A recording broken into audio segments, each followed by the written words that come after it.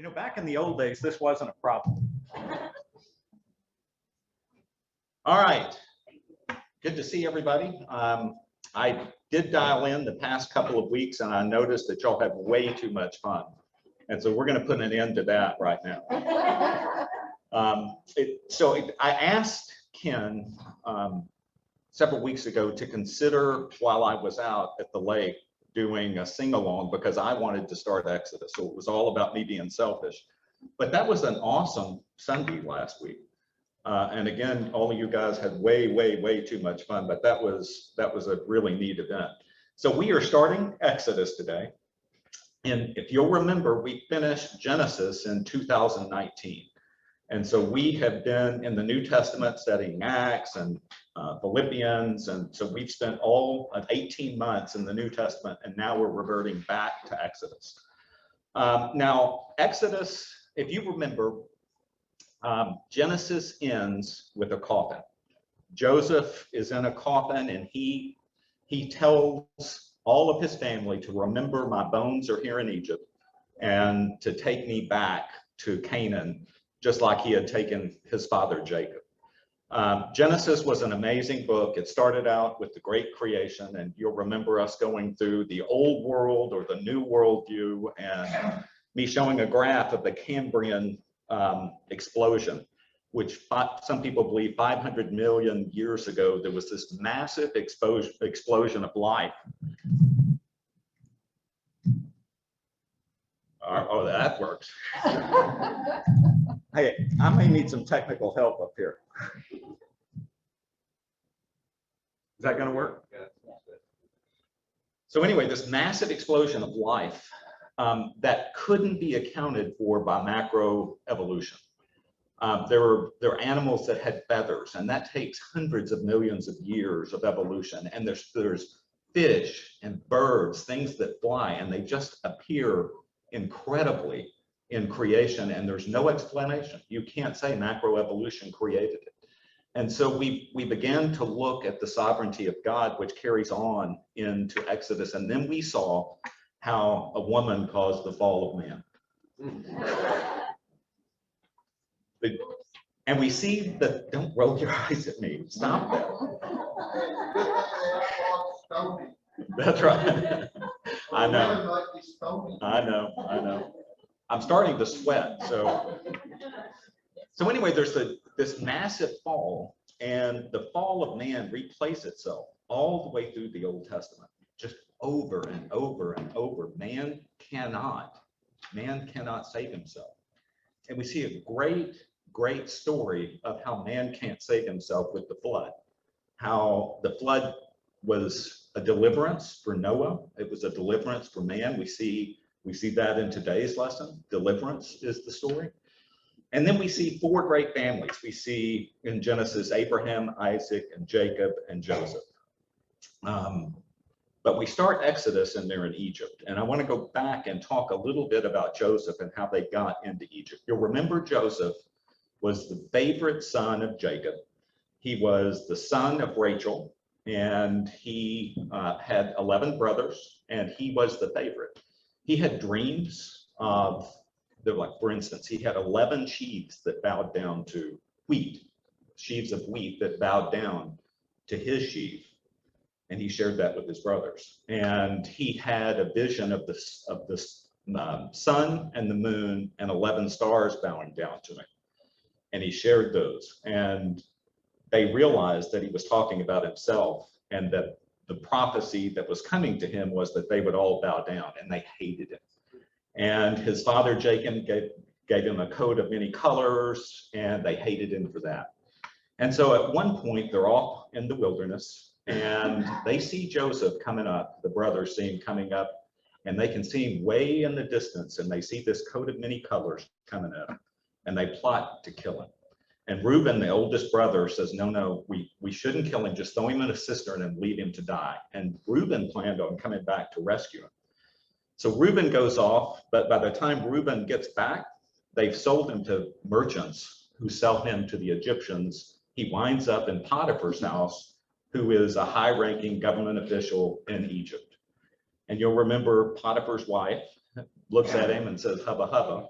come to bed with me. And she tries to pull him into bed, yanks off his cloak, and she accuses him of rape. He ends up going into prison, and he's there for 2 years.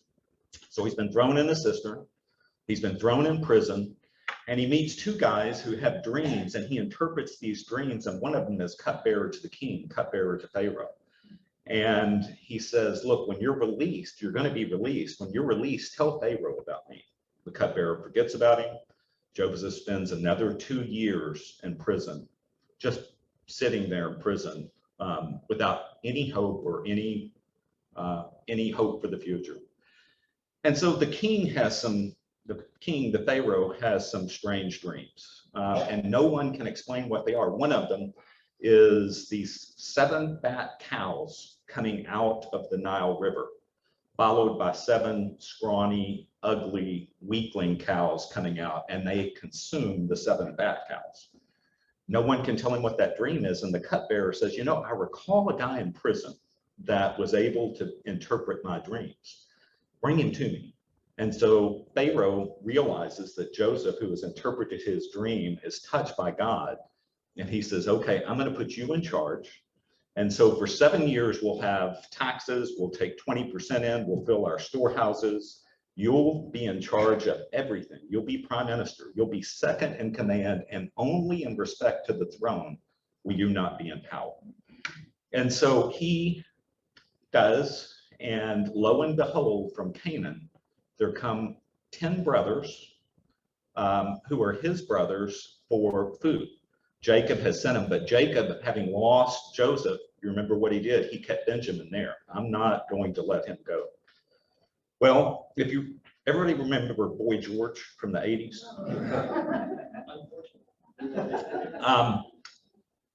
I don't want to say Joseph looked like Boy George, but the Egyptians of that time put on heavy makeup, and they took their facial hair off. And so these brothers see Joseph, but they have no idea who he is, but he knows who they are. And he accuses them of being spies. He's like, you guys are spies from another land, and I'm going to do away with you. And they start begging, no, don't do that. My father's already lost 1 son, and he's got his others. Please don't do that. And he said, so you have another brother? Where is he? And they said, he's back in Canaan. He said, okay, I'm going to keep Simeon here. I'm going to give you grain, and you pay me, and then you go get your little brother and come back, and we'll release Simeon. So they take off, and lo and behold, they get home, and they realize that somebody has put the money back in the bags, and they're like, oh no, he's going to think we stole all this. And they beg Jacob, we've got to go back and take Benjamin so that we can free Simeon. And what does Jacob say? Ain't no way. Benjamin stays here. We'll leave Simeon there. And Reuben says, I'll let you kill 2 of my sons if I don't bring Benjamin back. And he's like, no. But the famine gets so bad. The famine is awful. They have no choice. They're going to starve to death. And Jacob acquiesces, and he sends Benjamin back. And Joseph, several times during this story, just weeps. He's just crying, looking, but they don't recognize him. And so they have this massive dinner. And the brothers are amazed as they come into this dinner because Joseph has put their seating order in order of the birthright of their birth. And so they're in order, and Benjamin has 5 times the servings of everybody else. And they're just looking around like, what is this? And when Joseph comes in, what do? They bow down. And so they met the prophecy of bowing down to Joseph. And so they have this giant event. They head home, and once again, Benjamin in his bag has Joseph's silver cup. Somebody's put it there, and the steward comes, and he sends his people out to go chase him down. And he says, okay, we found this silver cup in Benjamin's bag. We're going to kill Benjamin. Judah goes nuts. No, you can't do that. Kill me. Kill me. And at that moment, Joseph recognizes that they are repentant, that their father Jacob will die if they lose Benjamin. And so he reveals himself. And so they all end up coming to Egypt, and that's where we are today. They're living in Egypt. They've been here 400 years. So Exodus is a really phenomenal book. If you are Jewish, you don't call it Exodus, you call it Ba-Ela Shemot, which is, and these are the names. So the Jews, when they look at their books of the Bible, call the book according to the first names.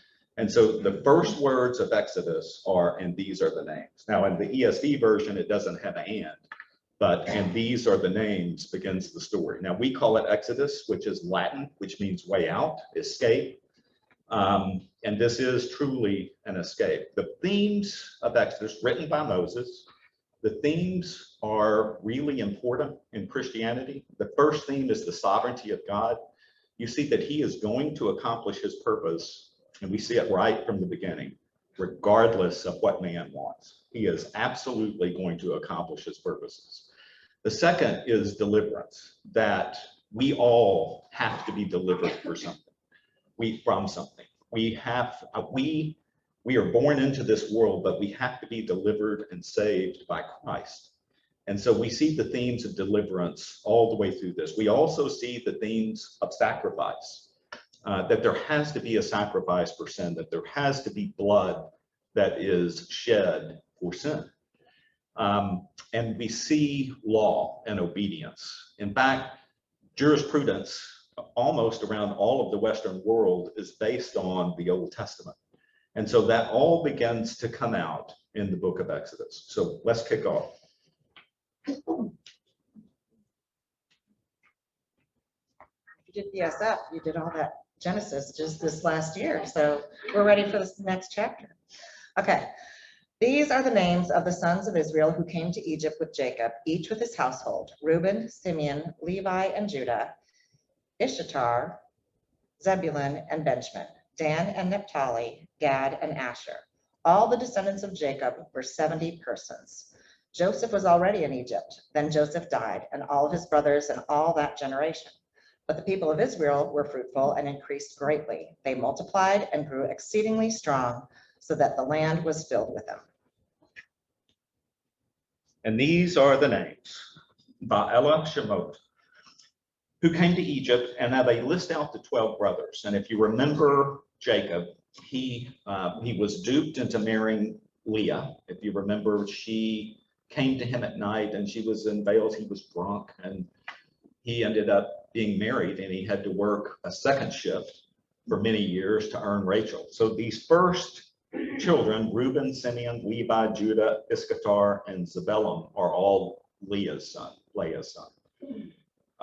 Benjamin is listed. That's Rachel's second son after Joseph. Joseph is not listed.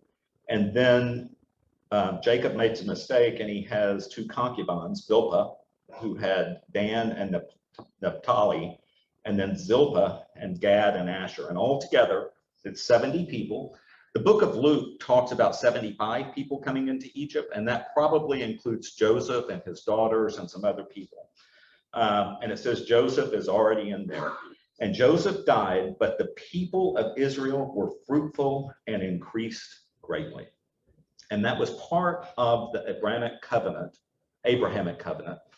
It's both Abrahamic covenant and Abrahamic covenant. And if you go to Genesis 12:2, it says, "And I will make of you," this is a promise to Abraham, "I'll make you a great nation," number one. "I will bless you and make your name great," number two. "You will be a blessing," number three. "I will bless those who bless you," number four. "And in you all the families of earth shall be blessed," which is Jesus. And not only was that Abrahamic covenant going to be a blessing and him to be a great nation, but they would have multitudes. And he brought him outside and he said, "Look towards the heaven," Genesis 15:5, "and number the stars if you're able to number them." And then he said to him, "So your offspring shall be." And he believed the Lord, and he counted it to him as righteousness. But they weren't ready to go into Canaan. They have come in, these 70 people, and they're stuck there for 400 years. And that was prophesied as well, 400 years. And by the time those 400 years have changed, they have between 2 million and 3 million people. So this setting, this introduction, it happens 430 years before the tabernacle is established at the end of Exodus. So this is a scope of 430 years, but almost all of the book deals with 2 years. So this is the beginning. God wasn't ready to send them into Canaan. Those 400 years were for a purpose, and it's listed in Genesis 15:12. As the sun was going down, a deep sleep fell on Abram, and behold, dreadful and great darkness fell upon him. And then the Lord said to Abram, know for certain that your offspring will be sojourners in a land that is not theirs, and will be servants there, and they will be afflicted 400 years. So we talk about the peace that surpasses all understanding. Those are the kind of verses that we memorize, right? We don't memorize, your people are going to be afflicted 400 years. Abraham didn't want to know his people are going to be afflicted. I will bring judgment on the nation that they serve, and after they shall come out with great possessions. That's being Egypt. That's the prophecy of Egypt. And they shall come back here in the 4th generation, for the iniquity of the Amorites is not yet complete. The Amorites are descendants of Canaan. They are in the land. When he talks about Amorites, he's also talking about the Canaanites that are in Israel. And he's saying, I'm going to do 2 things. I'm going to prepare the people. I'm going to prepare Israel so that they have multitudes of people, 2 million to 3 million people, and I'm going to prepare the land. The Amorites are there, and their time is not yet ready. Leviticus 18:25 says, the land was defiled, so I punished it for its sin, and the land vomited out the inhabitants. God let the Amorites and Canaanites live in iniquity and sin for 400 years, and he waited on them to repent. Everybody has a sense of God out there and a sense of what is good. John Mark talked about that today. The Amorites know what's going on, but Leviticus 18 talks about all of the many, many sins this wicked, wicked people committed. And so his people are going to go in and eventually take over. Sean, do you want to?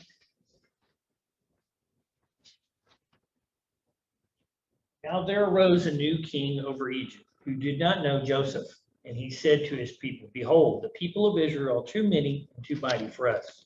Come, let us deal shrewdly with them, lest they multiply, and if war breaks out, they join our enemies and fight against us, and escape from the land. Therefore they set taskmasters over them to afflict them with heavy burdens. They built for Pharaoh store cities, Pithom and Ramses. But the more they were oppressed, the more they multiplied, and the more they spread abroad. And the Egyptians were in dread of the people of Israel. So they ruthlessly made the people of Israel work as slaves, and made their lives bitter and with hard service, in mortar and brick, and all kinds of work in the field. In all their work, they ruthlessly made them work as slaves. There's plan A, there's plan B, and there's plan C that the Pharaoh is going to try to implement to take care of what is the Jewish problem that he has. And so, but first we come up to a new king over Egypt who did not know Joseph. 400 years later, he doesn't know who he is. Now, there were multiple empire changes that took place in Egypt during biblical times. When Joseph went to be with the Pharaoh, that was a local group of Egyptians that were resident, that was their homeland. And they were overtaken by a group of people from way up in Syria called the Hyksos people. And so they were a Semitic people like the Jews. They were called shepherd gods. They were favorable to the shepherds. If you remember when Joseph came in, Joseph was put, and Jacob, that family was put in a land called Goshen, which was like an incubator. It was very warm. They could tend their flocks. But the Egyptians of that time, when Joseph came in, looked down on shepherds. The Hyksos people came in, they're favorable to shepherds. And then this is in all likelihood the first Pharaoh that overthrew the shepherd people, that overthrew the Hyksos. This is probably the first Pharaoh of the 18th dynasty of Egypt. And he doesn't know Joseph had died sometime earlier. And when it says that he doesn't know, it's basically saying he didn't want to know. He didn't want to know anything about Joseph. All he knows is he's got a Jewish problem. He's got 2 to 3 million people out here that are dangerous. Now, again, this speaks to the sovereignty of God. God put this Pharaoh in place to accomplish his purposes. He put this Pharaoh in place so that the people of Israel could leave, the Hebrews could leave and go into Canaan. Romans 9:17 says that, for scripture says to Pharaoh, for this very purpose I have raised you up, that I might show my power in you, and that my name might be proclaimed all over the earth. God chose Pharaoh. He chose someone that hated the Jews. And we see that all through the Bible. Jesus is prophesied to be born where? In Bethlehem. Where is he from? He's from Nazareth. So can God fix that? He's not anywhere around there. Well, he declares to Caesar Augustus to have a decree to go be registered. And pregnant Mary goes and has a baby in Bethlehem. And so we see it all the way through the sovereignty of God, and that is part of Exodus. He chose not to know. We can have that same effect. You know, the Harvard, Princeton, Yale, all of those are over 300 years old, roughly the same length of time that transpires here. Do you know they were all religious institutions? They were all set up to be religious institutions. Today at Harvard, 37% of the professors there profess to be atheist or agnostic because they choose not to remember. Only 20% have no doubt that there is a God, and then there's something else in the middle. That's what has happened, and that's what happens if we choose, if you end up having yourself in Stockholm syndrome like we talked about 3 weeks ago, or if you just choose to not look at the Bible and follow it. And this Pharaoh chose not to follow it. He looks at the Jews, and it's the exact same thing that Hitler had. So Hitler, you know, we look back at the Holocaust, and I won't even go to the Holocaust Museum in Jerusalem. And people are like, you've got to go see that. I have a keen sense of how cruel man can be to man. But I don't know what creates the hatred that could do that, or what happened to Hitler. So Hitler was a soldier in World War I, and they were overthrown and they lost. And a conspiracy theory came up within the Germans that the Jews had sold them out, that the Jews had basically been the ones who turned over evidence and who were internal spies. And so from that moment, it wasn't just Hitler. There are meetings where 18 leaders talk about the final solution to the Jewish question. And that's what it was called, the final solution. The final solution was to put them all to death. And God, all the way back to this point in time, the devil was trying to take the Jews out of commission. Why? Because the promise was that Abraham's people would bring a blessing to all people, Jesus. And so the devil is trying to wipe them out right here. And Hitler was trying to wipe them out because ultimately they will be there in the final days. You know, we don't fill the purpose of the Jews. God has a distinct promise for the church and a distinct promise for the Jews. And so that was God's plan, and that's how it was going to work. By the way, Pharaoh means great house. And it was always called Great House, but eventually that name came to also apply to the king. And so when it starts out, you see a lot of talk about king, and you'll eventually see Pharaoh more and more and more. Okay.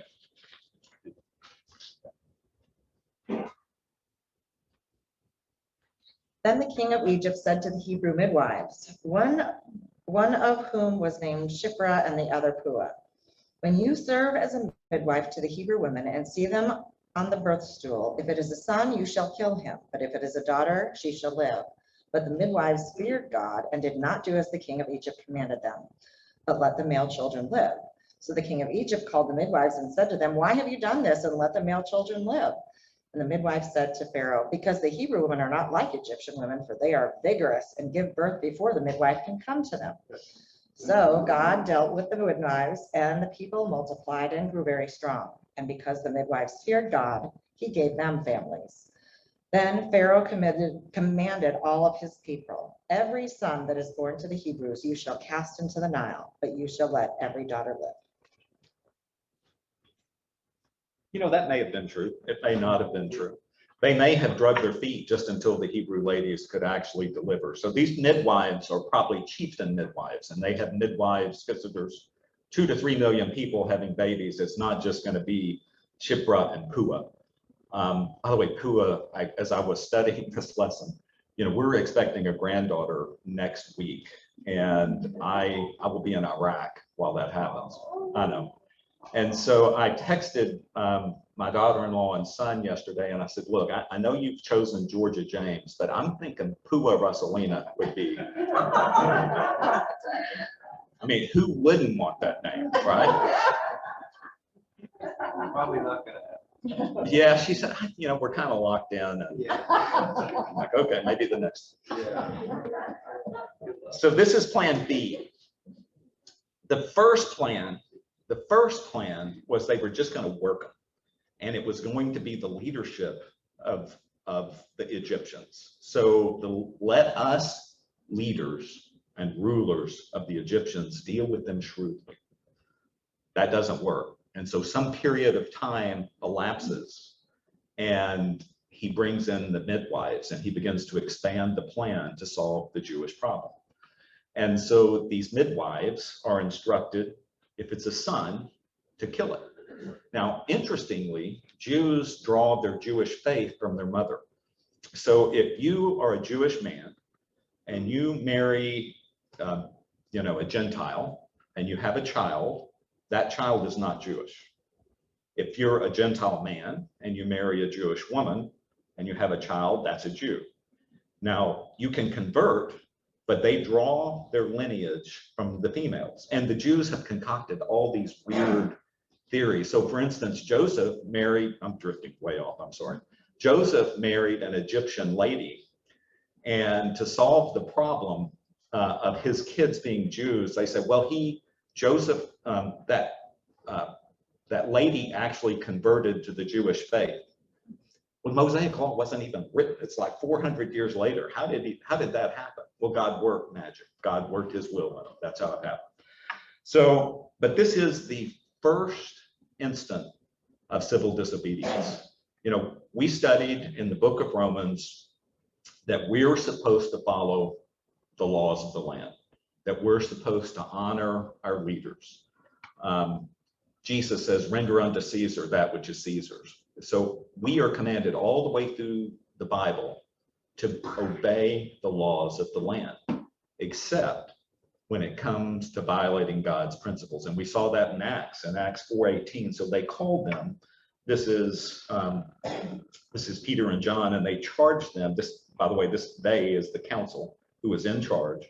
They charged them not to speak or teach at all in the name of Jesus. But Peter and John answered them, whether it's right in the sight of God to listen to you rather than to God, you must judge. But for we cannot but speak of what we have seen and heard. And so these ladies know that God controls all life. And he is in charge. How many of y'all saw the Lake Highlands valedictorian thing? So this I guess 17-year-old, 18-year-old girl who's valedictorian of Lake Highlands had a prepared speech, her valedictorian address, and it had been approved. They have strict rules. If you go off script, we're going to pull the mic. And she gets up and she talks about the state of Texas attacking her body with the heartbeat law that had just been enacted on abortion. And I'm just like, why didn't you turn the mic off? Why didn't you, we literally shut down the country when death tolls were at like 300,000. Now it's 500,000 after 2 years on COVID. Do you know how many people how many babies are aborted a year in the US? Almost a million.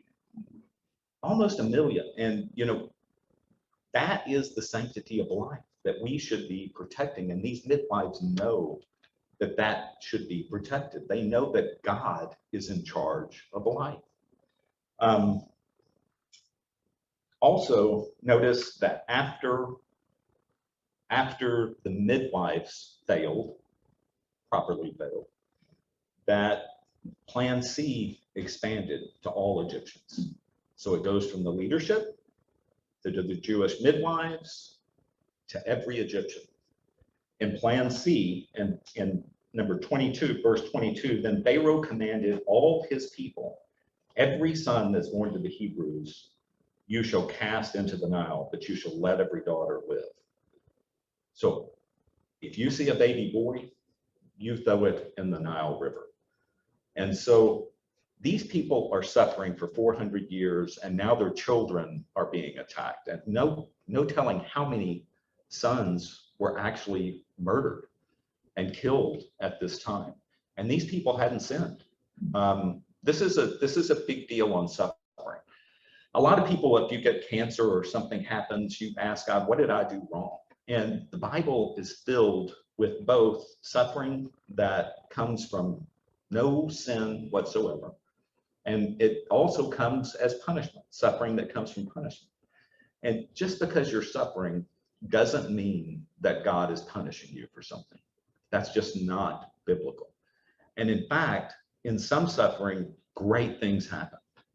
God uses massive suffering individually, collectively, in churches and in nations to accomplish huge, huge, huge things.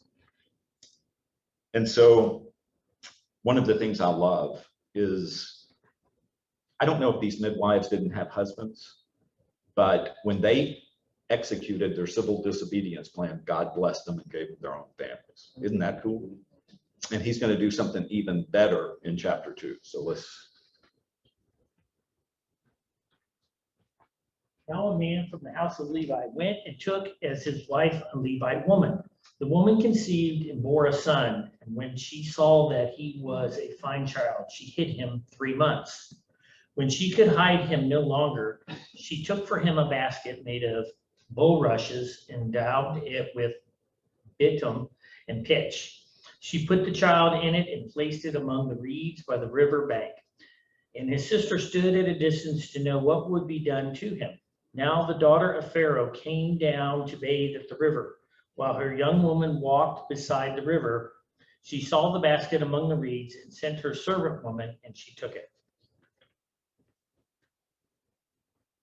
A man from the house of Levi. This is going to be the tribe that are going to be the priests and caretakers. Marries another Levite woman, and Jochebed is her name. And she conceives and bears a son who is Moses, who will be the emancipator, who will be the deliverer. And we'll go through that in much more detail. And it says when she saw that he was a fine child. Most versions say beautiful.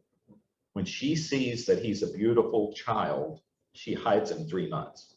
Who wrote this again? Moses.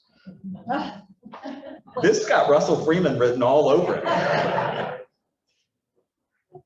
When she saw how beautiful I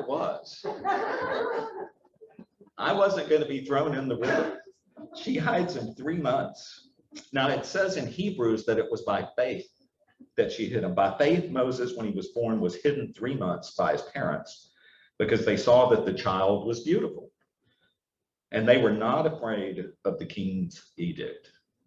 So they, by faith, according to the Bible, know that this is an emancipator or someone special that will end up being a prophet. They hide him. I don't know how you hide a screaming baby. And then for some reason, she can't hide him any longer. And it says that they put her in a basket of bulrushes, and the actual word is ark. It's the exact same word that's used in the ark in Genesis for Noah. And he is delivered by an ark. And he is put into the river where all of the fellow brethren Israelites are being thrown in. And this Pharaoh's daughter is the only daughter if Moses had stayed in this family, in all likelihood, he would have ended up being the Pharaoh. But you know who the Pharaoh ended up being? This daughter. This daughter who goes, she's the only, even though females were looked down on in the Egyptian culture, she actually gained attributes as a man and taught deep. There are pictures in Egypt where she puts on a beard and she becomes the Pharaoh. She is the second Pharaoh of the 18th dynasty. Her name is Hatshepsut, in case any of you want to know that. And she bathes in the river because there are gods that look over the Nile River. And so one of the plagues attacks the gods of the Nile River, right, with blood. And there were frogs. Remember the frogs? There were frog gods. And so that's what God blesses them with frogs, right? And one of the plagues. And so, by the way, notice for you women who I cut down all the time with the love of Christ, notice how prominent this story is with women, how the midwives save people, how a Pharaoh's daughter saved people, how Miriam saves people, how Jochebed, his mother, is involved, how the deliverers of the great emancipator, the great deliverer, is women. And so it's just amazing how God uses them. And so let me just wrap this up. And so when she opened it and saw the child, and behold, the child was crying, she took pity on him and said, "This is one of the Hebrews' children." Then his sister said to Pharaoh's daughter, "Shall I go and call you a nurse from a Hebrew women to nurse the child for you? I bet I know someone." And Pharaoh's daughter, so the sister is Miriam. You remember Miriam, he had two siblings. Miriam was the oldest. I don't know how old she was. She's old enough to carry on a conversation, but she's also young enough that she wouldn't have been confused as the baby's mother. And then Aaron. And so Aaron has clearly been born before the edict to wipe these people out. And so he's not come on the scene yet. And so Pharaoh's daughter said to her, "Go." So the girl went and called the child's mother. And Pharaoh's daughter said to her, "Take this child away and nurse him for me, and I'll give you wages." She's like, "Awesome. I'll take my own baby and I'll take money. Win-win." And so when the child grew older, she brought him to Pharaoh's daughter, and he became her son, and she named him Moshe, because she said, "I drew him out." Moshe means drawn out. And it's the perfect name because he will be, again, the deliverer that draws out Israel from the land of Egypt. Moses, we learn in the New Testament, lived 120 years. The first 40 years of his life, he would have been trained in Egypt as the son of this Pharaoh's daughter. And the Egyptians were world-class in education. Even today, we look back at the mummies and the embalming. We know that it took 40 days to embalm Jacob before he went into the land of Canaan. And so Moses would have been one of the most educated people in the world in those first 40 years. He would have been royalty, 40 years of royalty. And then he spends 40 years as a shepherd, just a shepherd, doing nothing, losing his confidence. And then the last 40 years after all of these events, he becomes a deliverer. And so that will be the story that we go through. Great book. Any comments or questions? All right, I'm looking forward to it.